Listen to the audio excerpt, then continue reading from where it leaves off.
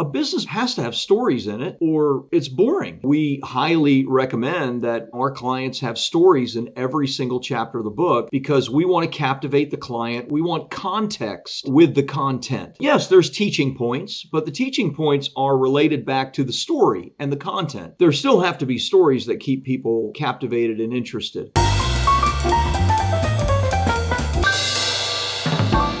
Welcome back to the Honest Marketing Podcast, where you learn proven strategies to grow your business without selling your soul. Now, a couple of weeks ago in our kickoff episode for the year where we talked about how to recession-proof your business, one of the things that we talked about was looking for blue ocean marketing strategies, taking advantage of marketing opportunities that your competitors and other people in your space aren't looking at because it's just kind of like a funky economy right now.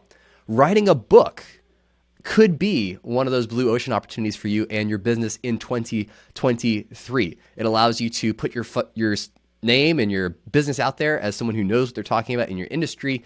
You're able to display your expertise. You're able to connect the dots for prospects, help them become clients, and so much more. And the guest that I brought on today, specifically to talk about this is what he does. Rob Kosberg has helped over 1,500 authors become bestsellers, specifically in the business space, business owners that want to grow their business, get more revenue, get more clients, build a legacy, and so much more. And he shares all kinds of really knowledgeable insight and tips for if you've ever considered becoming an author, writing a book, and how you should do that if you want to get the kind of promotion and publicity that becoming a best-selling author can give you and your business. Now, make sure to stick around to the very end of the episode where I give you my number one takeaway from my conversation with Rob. But here it is.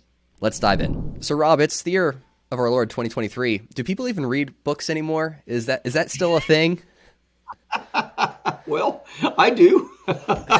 Maybe that's because I'm in the book business, though. No, I mean, people are reading like crazy. People are buying books like crazy. So, yeah, it's funny. I was just on, right before we jumped on this, I was just on with a New York publishing house, and there are actually more bookstores opening since COVID. So they're having like this, I don't know why. I don't know if it's COVID related. Who knows? But they're actually having a bit of revival. There are more bookstores opening right now than there were 5, 6, 7, 8 years ago. So yeah, wow. I think people are reading. I wonder if that's some kind of like internal like tribal reaction to like being locked down. It's like, I need to go to a place and I need to smell paper, and I need to go to Barnes and Noble and just like read a book I have no business buy or would never buy, but just give me some parchment, something, the tactile feel. Well, that's good news. Yeah, I mean, because I guess it is. I mean, when was the last time you bought a book at a bookstore, right? I mean, we buy all of our books through Amazon anyway, or through Barnes and Noble, or some other. Like you said, people go into bookstores to drink coffee and peruse magazines and books they have no intention of buying. Yeah, but and a little tongue in cheek at the beginning, but I think being an author, which we're going to be talking about today, and how having a book, even in a very digital age, social media saturated age that we're in, is still a really valuable asset for your business. And if you're a business owner or a founder or an entrepreneur, especially if you're thinking forward to wanting to do some kind of personal brand in the future, I think a book is fantastic. And Rob's the perfect person to dig through all those details. Both of us are bookworms. I have a whole bookshelf behind me that can't even get close to fitting all the volumes I want to put into it. And I think the power of a book is really being able to distill your knowledge, your expertise, and your wisdom into a format that is accessible as almost like a first date card, right? So maybe if you're in like B2B or you have high ticket or whatever, like they're not ready for the enterprise solution yet, but they are in the fact-finding journey of starting to go down the path of maybe using your business or maybe seeing you as a solution to a problem. And a book could be a really great first step or a first date and say, hey, here's a very low obligation thing, $13 on Amazon, and it'll teach you a lot, but also help start to build that relationship. Have you seen that kind of impact, those kind of results in that being a really good reason to think about writing a book? Yeah, I like your analogy. Let me expand on it a little. The purchasing of the book is the first date, but the falling in love and the marriage proposal is the reading of the book, or the hatred. And I never want to be with this person ever again in my life, right? I mean, because I have purchased business books from people that I wondered about using their services, hated the book, and decided, I'm not going to go in that direction. So, but on the other hand, I mean, I can't tell you the number of people who have purchased my book, read my book, and then just, turn themselves in, right? Like, okay, how do I get started? What's the investment? And so, yeah, I mean, the purchase of the book is great. We use book funnels and whatnot, and that purchase point shows much higher intent than just an email, but that's still the first date, even though there's a higher intent. If someone reads it and they're still on your list and interested in you, you got them. I mean, they're going to become a client if they can afford your services.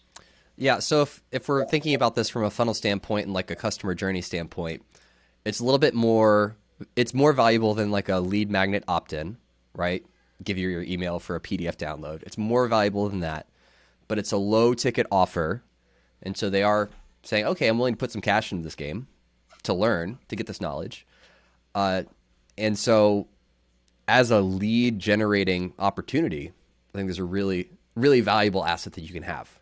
Even if it's an ebook, maybe it's not a physical book, but it's an ebook that you have as a PDF that you can send.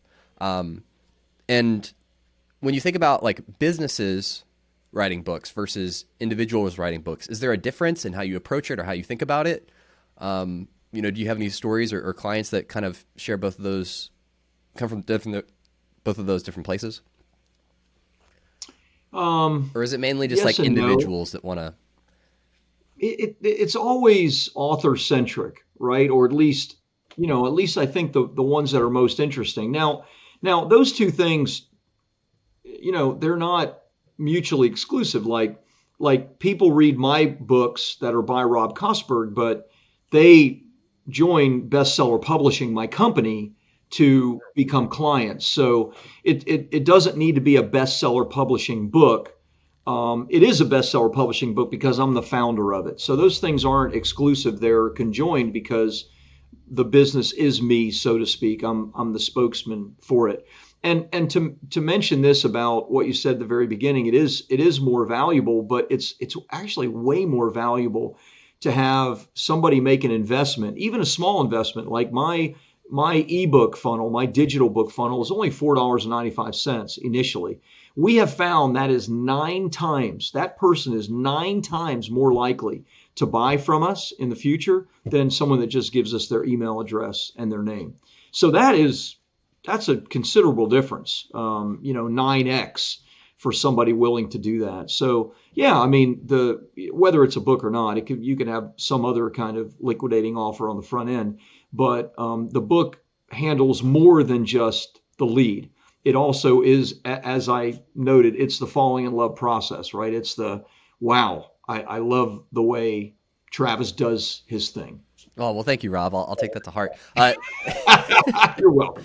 You're welcome. So there's certainly like a business case to be made. What would be some other reasons why entrepreneurs or founders should consider writing a book beyond just this is going to make me money in the future? Are there any other reasons, like legitimate reasons why a book really makes sense for somebody? Yeah. I mean, I'll give a few. There's lots of good ones.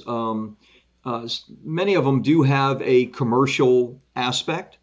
But it might not be because of a funnel or a direct purchase. But many people come to me because they're speakers and they want to speak more.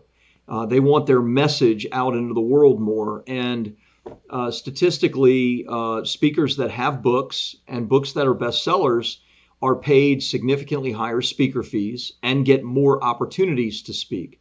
So if you want to speak for your business, or if you are speaking, even just to get your message out, maybe it's for a nonprofit or maybe it's for a passion project that you have, then a book will give you more opportunities and will even get you paid. I heard a good one the other day that I've always talked about, but it's always been like number 9 on the list of 10 reasons. But someone gave it to me as their first reason. I thought that was interesting. I was like, okay, well, maybe I'm misinterpreting my own personal data. But that is, a lot of people are unconsciously competent in their business. Like they're really good at it and they do it, but they don't even know what they do. If you know what I mean, it's just, this unconscious competence that they have in success. And a book forces you to like categorize your steps, your process, your system, and it's really cool. I had a very successful financial advisor who built a large organization of financial advisors. He had a really big exit recently, and he and I were talking, and he told me the number one reason he wrote his book was because he needed to figure out a way to systematize the thing that he's been doing for 40 years. And I was like, wow, that's cool. I know that happens because that's how Publish, Promote, Profit in some ways came about. But, for some people, that's, a bigger issue than others. So speaking, obviously, lead generation, PR and media, getting your name, your brand out. And probably the last and really big for some people is legacy. Many people want to leave something beyond their money to their children and their ancestors and to the world. And, leaving your stories, your examples, your failures, your successes. I wish I could read about that from my great grandfather, right? Or my great great grandparents who came over during the Russian persecution of the Jews by the Tsar. I mean, what was that like? I'd like to know, but it's lost, right? Yeah, they didn't have Instagram back then either, so you can't see, their family gatherings. I can't see any pictures. Yeah. Yeah. And I imagine, depending on your reason for writing the book, the shape or the content of the book might shift, right? So if the goal is, for it to be a cash flow generating thing, then, my guess is the book would be more information centric. Here's a process. Here are some steps. Here's some things that you can learn and be educated. And then here's a next step. A next step beyond this might be working with a company like ours. But if you're more of like the legacy leaving mindset, then it might take more of the shape of a memoir of looking back at your life and your experiences and your stories. So like what do those different kinds of approaches look like? And how do you help somebody who's thinking about writing a book decide which kind of book to write that's really going to be what they're looking to do? Yeah. Okay, let me try to unpack that. There's several questions in that, right? And ask me questions too. Like if I'm not clearly identifying things, I'm just you're the good. I muse like your for question. the listener. Yeah. I like your questions. It may just take a few minutes for me to answer them. So surprisingly, both kinds of books, like you gave a couple of examples. The legacy book that's more memoir versus like a business book. Surprisingly, you need the same elements in both books to make it interesting. Now, there may be different mixtures of those elements, right? Like a business book. A business book has to have stories in it, or it's boring. And you don't want to read a textbook, right? I've read enough textbooks, or pretended to read enough textbooks in school. I don't want a textbook. So we require, that's probably not a good word, but, we highly recommend that, our clients have stories in every single chapter of the book because we want to captivate the client. We want context with the content. And so, yes, there's teaching points, but the teaching points are related back to the story and the content. Now, in a business book, the stories may be case studies, right? Maybe client stories more than your own personal story, but there still have to be stories that keep people captivated and interested. A memoir, sure, maybe the stories are a little bit heavier weighted, but truth be told, I've read some memoirs and I'm like, teach me something, dude. Like, I'm being honest, right? Like Ray Dalio's Principles, New York Times best-selling book. It's this thick. It's an encyclopedia. And, in some ways, there's parts of it that are just boring as heck. It's like, it wasn't all put together in a great fashion. if you ask me. Now, the principles part are fantastic, and I wish those things would have been better integrated. They're not. They're almost two completely separate and distinct parts of the book. So from my perspective, you need both of those things. You got to keep people interested, and you should also want to teach people. And maybe there's a little more keep people interested and less teaching in a memoir, and maybe there's a little more teaching and a less story base in a business book, but not much, if you know what I mean. So, my thoughts on it anyway, from my own personal reading and from what I've experienced. Well, and I think what you're drilling down to is, because you're in the you're in the bestseller business, and so it's publishing, but specifically with that angle. There are certain things that separate a best-selling book from a book that sits on the shelf and collects True. dust, right? Yeah. And for someone who I've self-published a book at one point in time, so I have close to zero experience in the publishing world. I imagine there's a content piece and then a marketing promotion piece, right? You can write the next American classic, but if no one knows it exists because it's in your closet, then it's not going to become a bestseller or have the impact you want it to have. Or you can have fantastic marketing promotion, and then it's a book with no stories in it, or it's a book that falls flat or doesn't deliver on the promise of the concept, and then that falls flat. So I imagine there's a give and take between those two, but maybe we start on the content, right? And maybe you dig into this in your book, which we'll definitely link in the description for this episode. But how do you approach content from here's the concept, here's the goal for the book, now let's actually start putting some words on paper? Like, what is actually going to be in the book, and how do we make it compelling so it can be a bestseller? Yeah. Great questions. And both those ingredients are really important. Like you said, your examples were right. I mean, you have to have great marketing, especially if you don't have a huge platform. But even if you have a huge platform, you're still marketing. You're just marketing it to your huge platform. If you don't market, then your book is not going to be sold. It's going to be, sitting in the middle of a desert. At the same time, though, you want your content to be compelling, because you're selling. I mean, in Ray Dalio's book, gosh, I don't know. I'm using it as an example, but since we're on that track, I mean, it's a book that probably hit high on the New York Times bestseller list, but it's not that great a book. Why did I buy it? Because he's Ray Dalio, because he built the largest hedge fund in the world, because he's super smart, and I wanted to learn what his principles were. And yet the book itself wasn't really great. There were parts of it that were terrific, too long and too unnecessary. With that said, you can and should try hard to keep your book short. And when I say short, I mean, 35,000 to 50,000 words is a great length of a book. That's 150, 75 pages to 250 pages. There's a lot of data that shows that consumption falls way off after about 200 pages. And so you want people to consume it, which means, if it's too big, people are going to be afraid of it. So that's a part. Size is a part of it.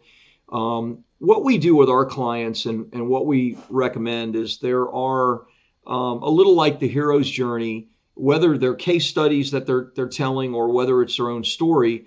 We want the story that they tell to be compelling. So we want there to be points of drama, because there are in these stories, right? There's points where businesses are on the verge of failure. There's points at which people are on the verge of real bankruptcy or financial difficulty. And we use open loops in stories, meaning we don't culminate the story. We leave it at the dramatic point. So, it's a little like the soap operas, right, of the 50s and all the way to today, where there are story arcs, and there are 3-4 story arcs in every single soap opera. And every story arc is at a crescendo when they break to commercial. Now, there are 3 other story arcs that aren't at crescendo, but one is. And then they come back from the commercial, and then the next story arc is reaching its crescendo, and on and on and on. Why do they do that? Because people stay interested. So if you can mold that together with the content that you're teaching, then you'll keep people engaged and excited. They want to know what happens to that entrepreneur that is just like them, right? Yeah, I mean, the example that I thought of when you were talking about open story loops is 24, when that first came out, and it was Yeah, every single week. You're fantastic. like, wait, who just got kidnapped? What just exploded? I have to wait a week? Right, right, Oh my goodness. right. Yeah. Right, exactly. And that's why shows are binged Hmm. today because they're fantastic at leaving you, with a dramatic conclusion that is open, and your brain just has to know what happened. Yeah. And as you're walking through all these different techniques that you use to help make the content compelling, uh, I immediately was like, okay, that sounds very overwhelming if you've never written a book. Trying to like not just write something and write something that you're proud of, like that you'd actually want to share with people, but then weaving all these different techniques and best practices into it. So when you're working with clients, is it like a ghostwriter that you bring in to help write the story? How much of it is originated from the entrepreneur or the business owner? How much of it is interview based that's turned into text? And then like, what does that process look like from the standpoint of, I don't have a ton of time, but I want a really great book and I want it to be from me. Like, what does that actually look like in practical terms? Yeah. Um, I teach what we call enhanced ghostwriting, and I trademarked it because it is something that I've never seen kind of taught. I don't come from the traditional writing or publishing world, so this has been just, me trailer parking it together. Like, what makes the most sense? You know what I mean? And since I grew up kind of poor, and my English teacher in high school would turn over in his grave if he knew that we had launched 1,500 bestsellers, we put together what is best practices and what works. And so the shortest version of what that looks like for someone, because it can be overwhelming, is go watch really great TED Talks. They're 17 minutes long, and the best ones all have a similar flow. They start with a great story that's being told. Oftentimes, the story is not culminated. They leave an open loop in the story, which means they just don't finish it. And then they teach. Here's what I learned. Here's what I did. Here's how I changed. And then they come in and they culminate the story and conclude it. And 17 minutes is actually a great length for a chapter of a book. So, it's a very simplified version. We can make it more complicated, and we do with multiple stories and multiple arcs and all of that. But if someone wants a simplified version, just write that way. Write your blog post that way. Write your social media post that way. Write, not everything, but keep that twist in there. Some people will get annoyed by it after a while. So, keep changing it up a little bit. But that's the simplified version. The more complicated version of what do we do? So we're a done-for-you company, and we can do whatever people need. If someone wrote their entire book and they say, can you edit this and let us know what you think? We can do that, and we can give them a full kind of assessment of what the challenges are, the issues, what we think should change, etc. If someone comes to us and says, we want your help in writing it, and here's 30 podcast episodes we want you to listen to, we'll say, great. But that's not going to be enough to write a book. So we're going to need those podcast episodes, but we're also going to need like stories that relate to the content within each chapter. And we have a whole process of developing that on the front end. We build the skeleton first, right? The hook, the title, the subtitle, the table of contents, and then the content for each chapter. Then we can fill in the blanks with stories, content points, open loops, et cetera, et cetera. So there's more to it than just opening a Word doc and start typing things, is what you're saying. I've had people come to me, one in particular, and said, hey, I really need your help with my book. It's all over the place. It's 1,000 pages. What do you think I should do? And I said, this is absolutely true. I said, you know what we should do? You should come over. We should have a bonfire and make s'mores over that. I said, because I can't do anything with 1,000 pages. And it's only 800 pages too long. You need to start over. I mean, that's somebody that actually is a disciplined person, but that's what they did. They got in a car and they started driving, and they expected to reach San Francisco. And and they don't know where they are right now. No, you need a map, man. We need the quickest way to get to the end. Yeah. Too true. As in most things in business and in life, right? You just can't truck off. You start with the end in mind. Yeah. Yeah. And you need a strategy, reverse engineered strategy to get to where you want to go. So Totally. So let's say that you have this fantastic literary masterpiece and you want to get some promotion, you want to get some traction. Do you need to go through a publishing house like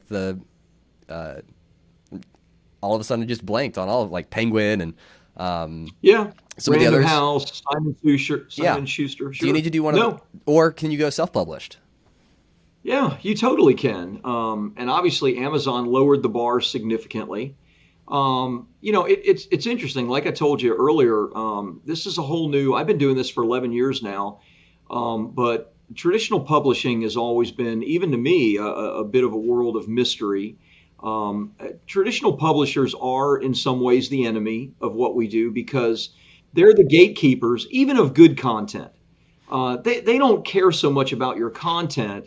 And when I say the gatekeepers of good content, I mean sometimes they keep good content out because what they're looking to do is they're looking to publish books to people that already have built-in audiences and platforms because they're trying to make money. It's obviously, I mean, we all need to make a living, but that's their focal point. So Amazon lowered the bar, which is really, really cool. It gives everybody an opportunity to publish.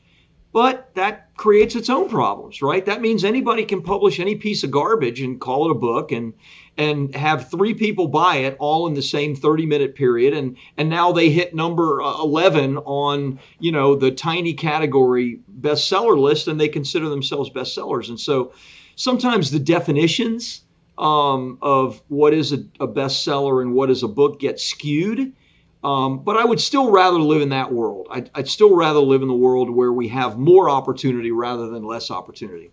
Sure. Well, and that makes sense because, as you said, like the whole purpose of the publishing houses is to stay in business, which means selling books, and that's how they make money, right? Is we paid X amount to make the book, and we sold it for this much, and here are your royalties, and here's our profit, and so they're not necessarily interested. Or their primary focus is not how good is this book, but it's how many copies can we sell.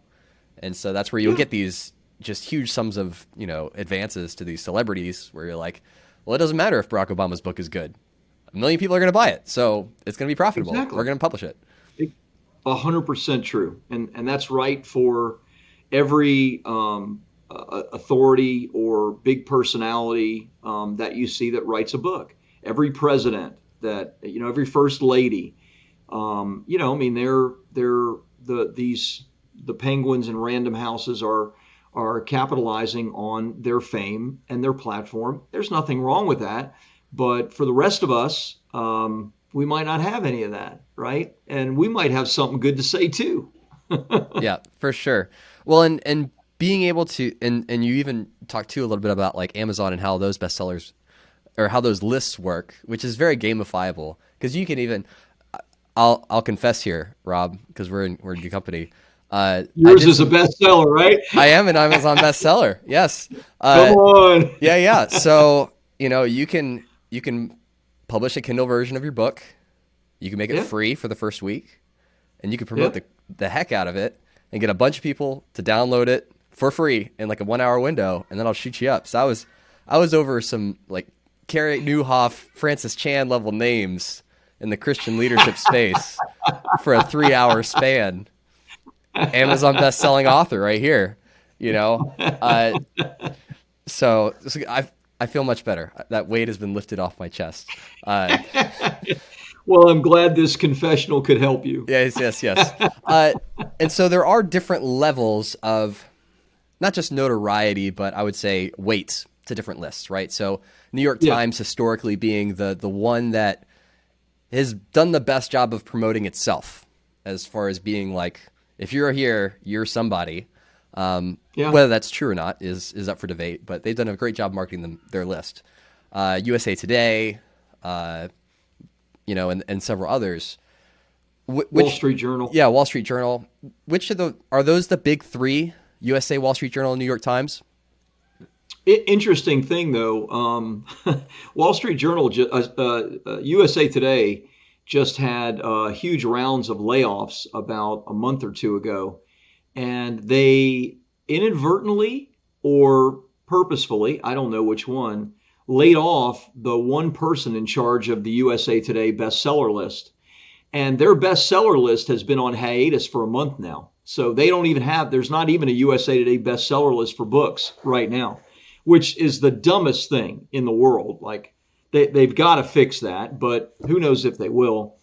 I would say the most prestigious is New York Times, but that's because, as you said, they've done a great job with their own marketing. The New York Times is actually not a bestsellers list.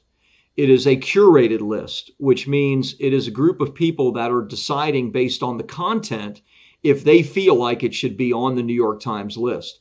Oftentimes, the best-selling books don't even make it to the list because their politics don't match, their ideas don't match what the people on the committee think. Bill O'Reilly famously kind of exposed his own dealings with the New York Times because his Killing series books, when he was on Fox News, were the best-selling books in America. By far outsold everything in their category, millions of books a year. And he was left off the list completely for extended periods of time. And so, we unfortunately in the business don't and can't give too much weight to the New York Times because it isn't, it's not as fair from that perspective. The Wall Street Journal is probably my favorite because it's a business related list, and it is a list that is based on pure book sales. If your book sells, then you're number one. If it outsells everybody else, then you're number one. If it's number two, it's number two.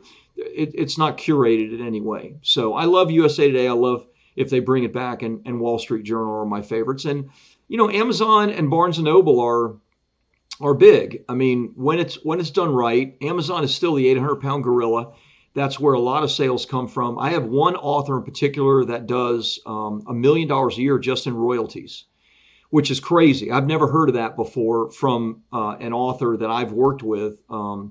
But it's because of her. It's not because of anything that we did. But she is very prolific. She's written 43 books, and it's all mass. It's volume. It's huge. Anyway, we're getting off track a little bit. But Amazon is where the vast majority of her royalties come from. So it's still the 800-pound gorilla in the space. Sure. Well, and I appreciate you kind of pulling back the curtain there a little bit, because New York Times has always been kind of like a black box to me. It's like put a bunch of data in, and there's been random stories about titles getting listed there that nobody's ever heard of by publishing houses nobody's ever heard of, and it's like somehow they gained the system somewhere. A few hundred sales, and they're on the list. That absolutely happens all the time.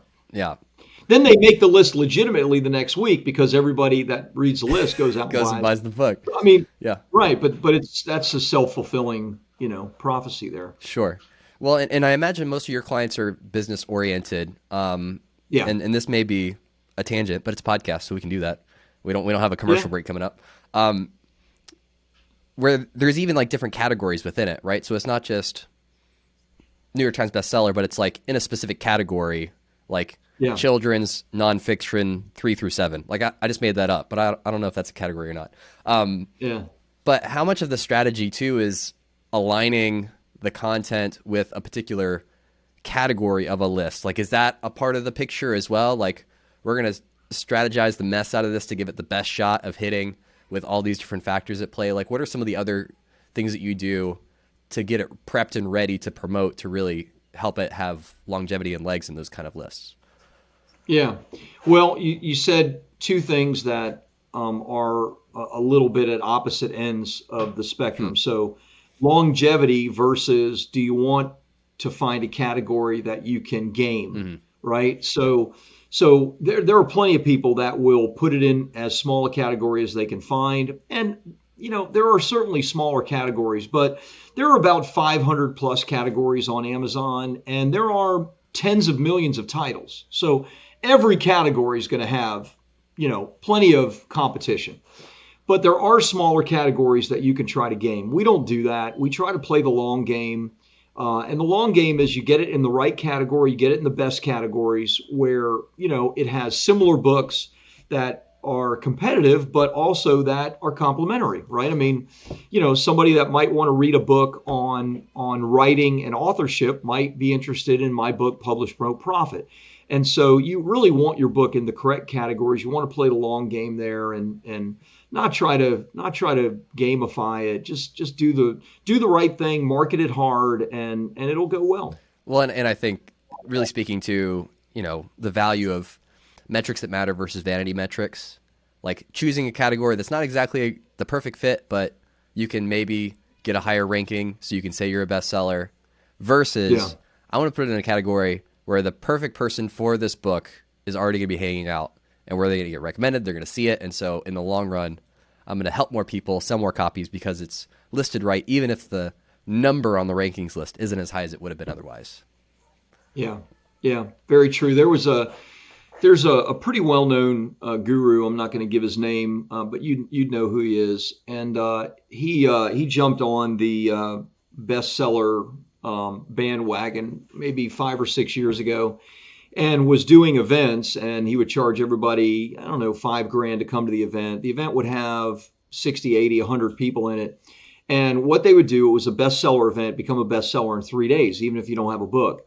And what they would do is literally, and I know this not because I went to the event, but because someone came to me, and I'll tell the whole story. I'll try to do it quickly. But basically what they would do is, they'd bring all these people into an event. They would spend the 2 or 3 days to create a great cover with a graphic designer. They would help them map out what the table of contents would be. And then they would actually publish the book that weekend with that cover, with that table of contents, as a coming soon book, as a pre-sale book.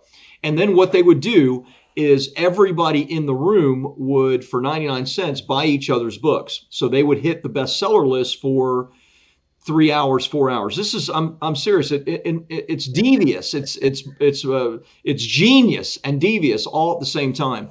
And so imagine what happens now after that. So the vast majority of these people never write their book, right? And so one day a woman calls me up and she says, "Hey, I went through this program. I need some help. I need to complete my book. It's been up for pre-sale for a long time, and I need to do something with it. And I used it to grow my list and grow my authority in the space." And she gave me the name of the book, and I looked it up, and she had like a half a dozen reviews. All of her reviews were 1 star, and all of them were just railing on her as to, we bought this book for 99 cents or, as pre-sale some time ago, and it still hasn't come out, and it's a scam. And I said, I said to her, "Look, you wanted to do this book to build your reputation." I said, "You need to take this down immediately. It is destroying your reputation. This is, we can't fix this, right? You need to remove it." So, if you try to play the short game, it'll come back and bite you in the butt, man. It usually does. That's a recurring theme on the podcast here. True. Yeah, shortcuts. It sounded genius, though. That event sounded genius, right? I mean, he made, he'd make a couple $100,000 doing a weekend event. Everyone would become a bestseller, and then everybody was worse off afterwards. Crazy, man. How about just do a real book? Right? Yeah. I would just do it. Golly, man. Oh man. Yeah, that's like some serious insider trading level stuff there, man.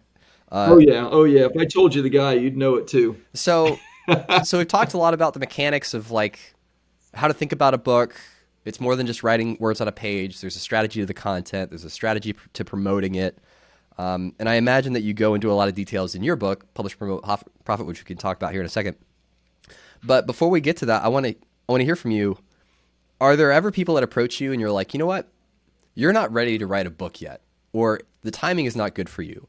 Is that, and what are the reasons for that? Is it you're just way too busy right now, so it doesn't make sense, or you're in the middle of a story that in 3 years is going to be a fantastic book, but you got to write it out first, or, hey, like the reason you would write a book, I just don't see how it's going to get you the results you're looking for. Like, what would be the reasons you would tell someone not to write a book right now?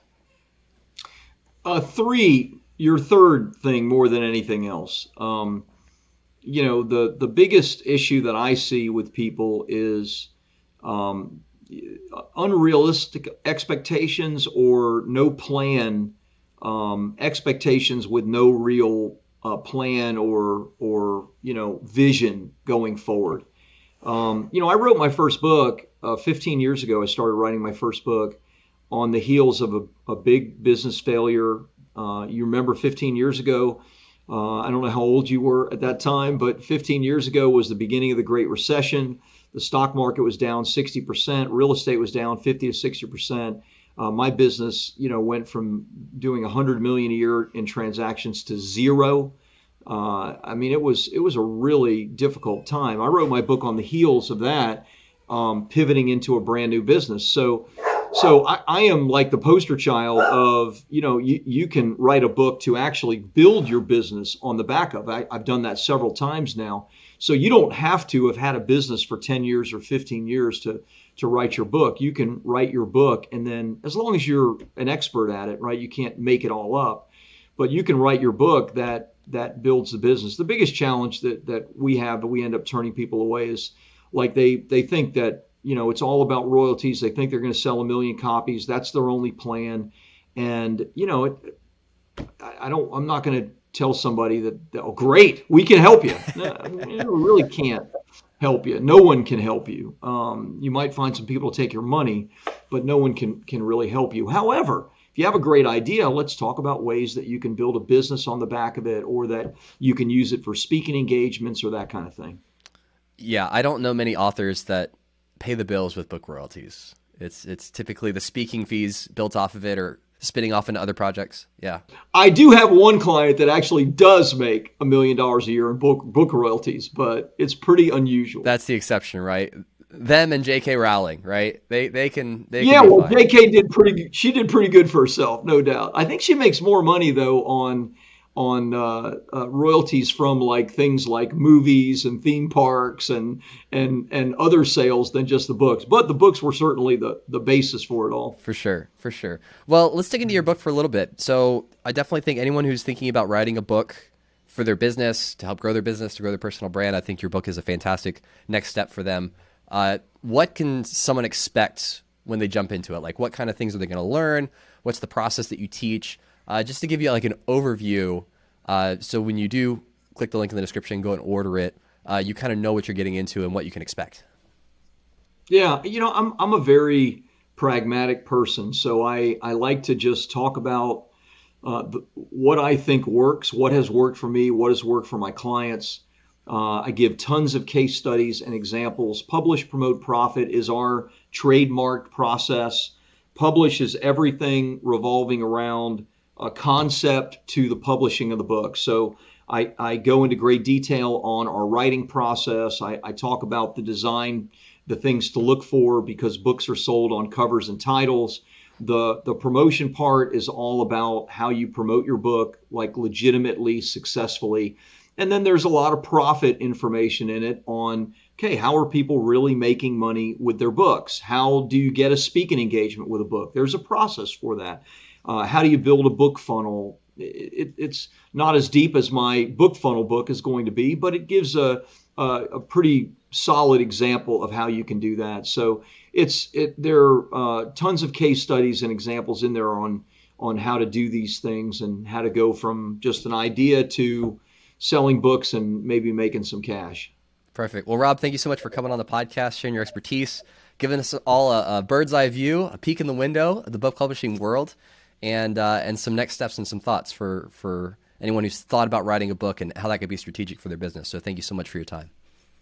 Thanks, buddy. Great to be on. Really had a good time too. So my number one takeaway from that discussion with Rob, where we talked about how to write a bestseller, how to approach writing a book for a business, all the ways it can come back and circle back to your business and help you grow in whatever metric matters to you, whether that's more revenue, more customers, better brand awareness and reputation, is it actually matters that it's good. Just like the story where he was, sharing the story of the woman who put together a cover photo and uploaded it to Amazon as a pre-sale, and how there was no way to actually save that book. Like, it just had to get taken down and started completely from scratch.